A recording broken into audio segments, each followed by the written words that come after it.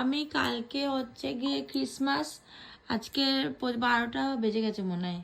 তো আমি মোজা ঝুলিয়েছি, ওই যে মোজা, ওই যে ওখানে সান্টা ক্লজ আসবে, আমাকে গিফট দিয়ে যাবে, তাই তো।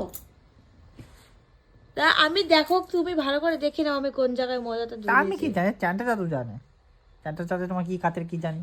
তুমি একজন একটা বাঙালি তুমি হিন্দু দেখো মেয়ে, ভালো, এটা তুমি খ্রিস্টান লোককে তুমি ডাকছো, তোমার লজ্জা করে না? তুমি ভালো করে দেখে নাও মোজাটা, আর দেখেছো তো। স্যান্টাদের মোজা আমার মনে হয় না কালো হয়, ওটা লাল আর সাদা হয়, যদি আমি তাই যা আমার জানতাম। কাছে যেটা আছে আমি সেটাই দিয়েছি, হুম। সেটা কথা স্যান্টাটা না। স্যান্টাটা কথা বালতি। যেন আমি কালকে সকালে ঘুম থেকে উঠবো, আমার মজা মজা যেন গিফট থাকে, ঠিক আছে। हम देखेंगे, हम क्या देखेंगे, तुम देख लेना।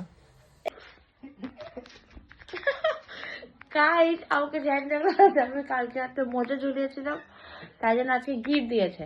দেখো, এই যে দেখতে পাচ্ছ, মজাটা আমি হাত দিয়েছি, হাত দিয়ে দেখছি কচকচ করছে। এই দেখো,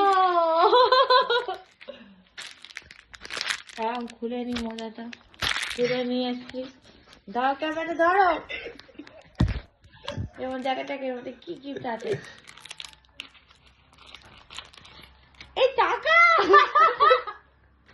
আমি টাকা দিয়েছে, আমাকে টাকা। কয় টাকা দিয়েছে? 100, 200, 300, 400, 400 টাকা দিয়েছে। 400 টাকা আরেকটা পার্চেস করছে।